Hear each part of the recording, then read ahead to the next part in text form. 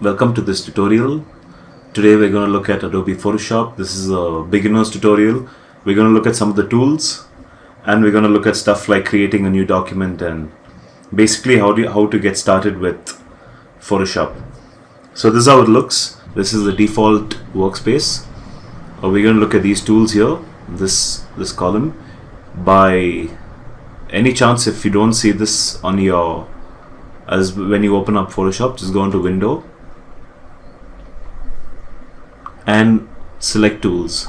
If it's not there, if that's not selected, it won't show up. So just select Tools, and this window here will show up. So in case you can't see it, just make sure it's there, because we're going to look at stuff in this column. So let's get started. Right now, to do anything, you need a new document, you need a new workspace. So let's just do that. For that, just go into File and New. The shortcut is Control N. You can name your document whatever you want, or you can leave it as untitled. Doesn't really matter, because once you're done anyway, you're going to save it, right? So you can either go on to international paper, that's in case you know your document size, like you want A4 paper, A5, etc., or just go into custom and put whatever you want. Right now we're going to leave it as custom. On the side here you have width and height, resolution, and here you have stuff like pixels, inches, centimeters. So that's basically what you want your size of your document to be measured in.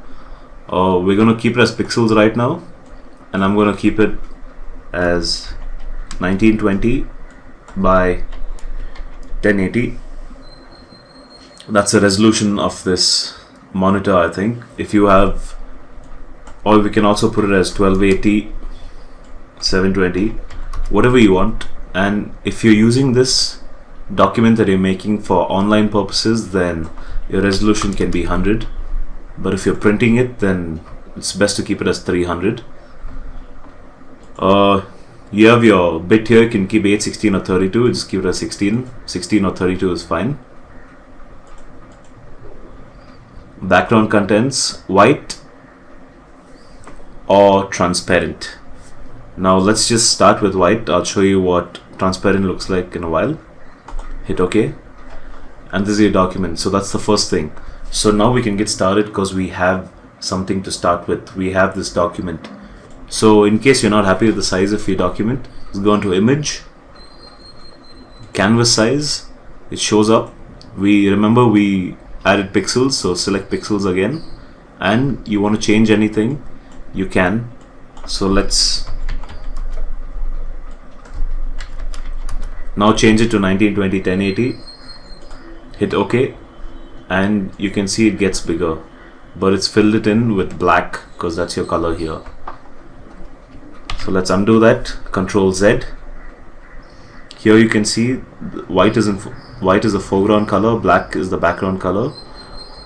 Just hit this tiny arrow on top, and it makes white the background and black the foreground. So again, go into Image, Canvas size, pixels,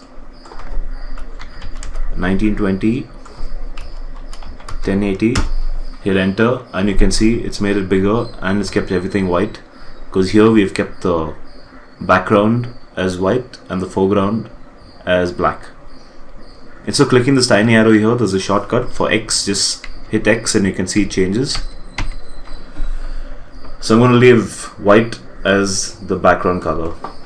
Now here's your document, and here you have your layers panel. Again, if you can't see this, go into Windows, go into Window and hit Layers, and it'll show up either on top or below. You can move it around if you want. Here you can see your background. Your first layer is called background, and it's locked. See this? It says indicates layers partially locked. Now to unlock your background, just double click. Let's say rename. You can rename to whatever you want. Let's just keep it as layer 0 right now and say OK. Now I'll tell you why I unlocked this background, because the first tool right now is the select tool or the move tool. The shortcut is V. Right click I select layer 0 and I can move it around. By the way, in Photoshop, when these boxes show up here, it means that there's nothing there. It's just empty space in the document. So I had to unlock the layer because the first tool is the move tool, and I'm going to undo that. And you can see it's locked again because I just clicked on Ctrl Z. And to go back many times, you just press Ctrl Alt Z. Now when it's locked, you see I can't move it because the layer is locked.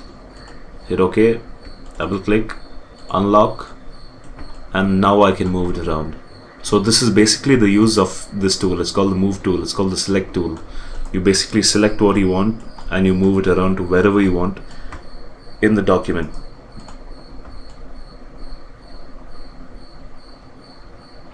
So I'm just getting that there again. Now that's the first one. It's the move tool. The shortcut is V. Now I'm going to go and draw a box here.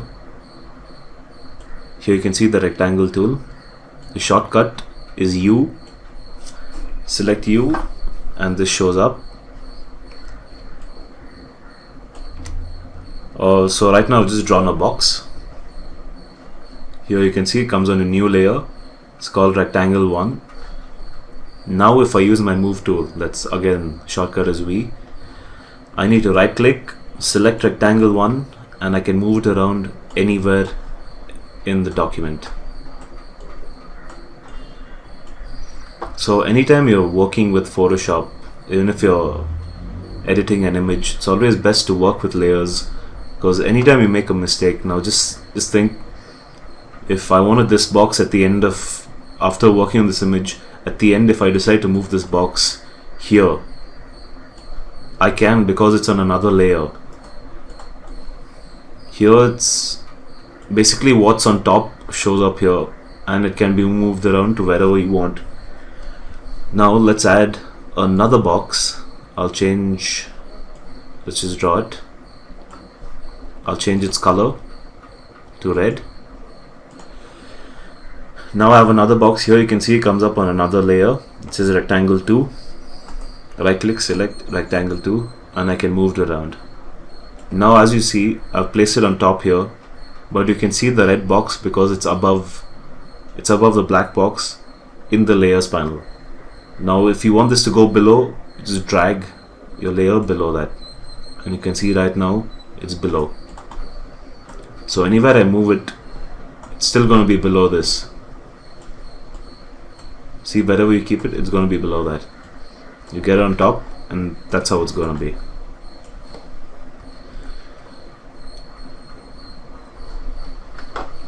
So we've looked at right now the move tool and the rectangle tool. That's the shortcut is U, and for the move tool it's V. So let's look at the next tool. It's the rectangular marquee tool. The shortcut is M. Now what you can do with this is you can select a certain part of the image. Now for that I'm going to flatten this image.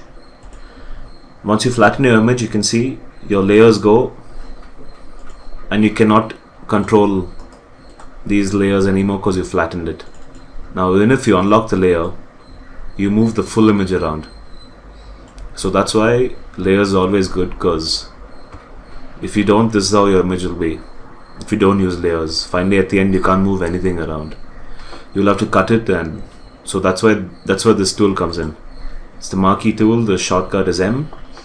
Now let's just say I want to select this area and move it around. So I'm just gonna left click and drag over that. That's it. So you can see right now it's selected. Now I take the move tool, I select it, and I can move it around. As you can see, there's nothing below this layer, so it shows these boxes show up. And if you remember, I told you these boxes mean that there's nothing there. That place is absolutely empty. You can move this around to wherever you want, and once you're happy with it, you can just select anywhere else on the screen, or you can right click and say deselect, or go on to select on top and say deselect. Now here you've seen we moved this here, but this part is empty now. And what can you do with that? So for that we're going to look at another tool. That's the bucket tool. That's here. This is your bucket tool, paint bucket tool, and the shortcut is G. Now you can see even when I'm right here and my cursor is over this, if I press G, that's going to get selected. Our color, right now the selected color is black. So let's change it to white because we want to fill white in here. Just go over that area and select, and that's it. So that part is selected, that part is white now, and you can see here on top, you can see this on top, the line is still there because we didn't select this properly. How do we take that out? Now we can either use the paintbrush tool or we can use the eraser. So the brush tool is here, the shortcut is B. Now you can see the size of the brush is too much, so I'm going to right click, and here you get your options, here you get your brush types. So right now this is the basic tutorial, so we're just going to keep the first one and we're going to reduce its size. Keep reducing it to how much ever you want till you feel that it's fine. Okay, this is fine, and now paint over it. So that's it. It was that simple. So that was the brush tool. Right click, you get everything here, or select this panel on top and it's the same options. Now the shortcut to increasing and decreasing the size of the brush are the bracket keys. The left bracket makes it smaller, the right bracket makes it bigger.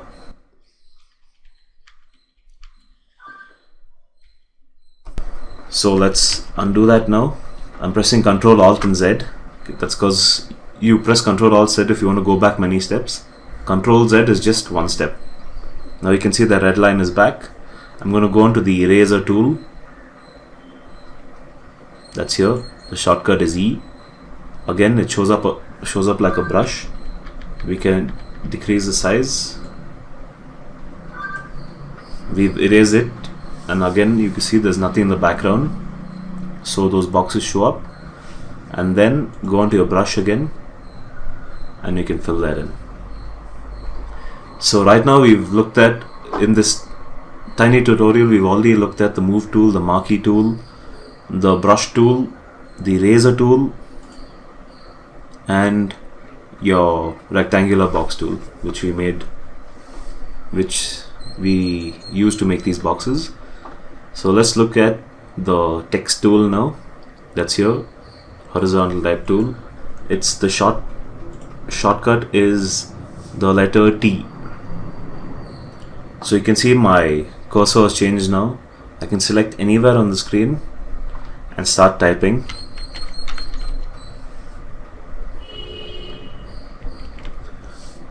Press Ctrl A, you can select all the text. Go up on top here.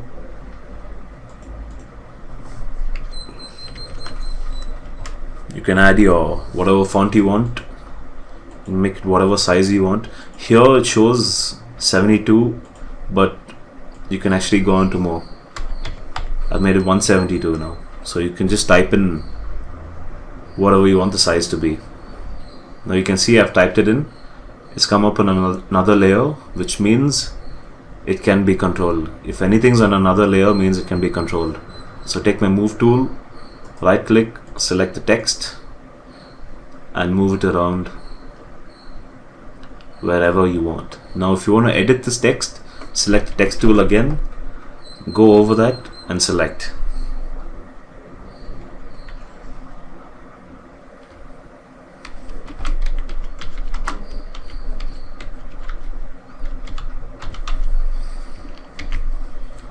Select all, you can make it smaller, hit enter.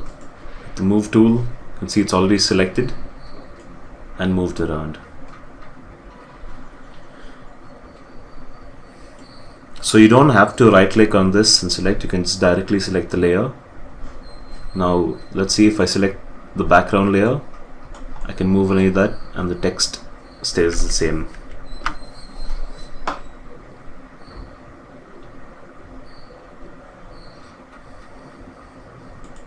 Okay, so we have your lasso tool. That's next. The shortcut is the letter L. This lasso tool is basically used to cut out. It's like the marquee tool, but you can select. You have more freedom on what you can select. Like the marquee tool, only you can either make a rectangle or a circle, but with this, you control it using your mouse. For example, I'm going to select layer 0. Now just say I want a tiny part of the square gone. So I've freehand drawn that. You can see it's selected. And move it out. Now these two have the same functions, but here this gives you more control. The lasso gives you more control on what you can do and what you can select. Now just say you want to select someone's face in a photo. You will have to actually outline it and select it. Now that can't be done with your marquee tool because this is only makes boxes. Or for any tool, if you see this tiny arrow here on the right corner, that means there's more tools in there. Just left click and drag out and all these open up. So I select the circular one, which is the same function as the rectangular. It's just you get circles instead of rectangles.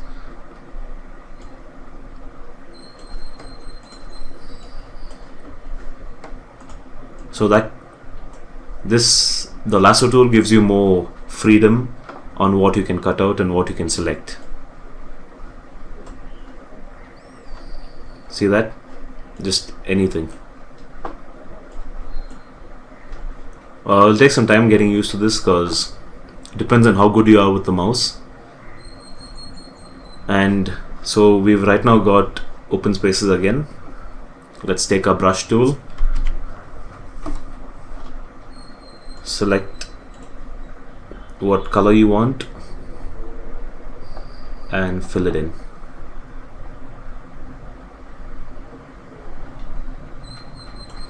And let's take the paint bucket tool. That's G. Select the color you want. It's black for this and fill it. So it's that simple. Here you can see it's still a little cut out, so you can use the brush tool and paint over that.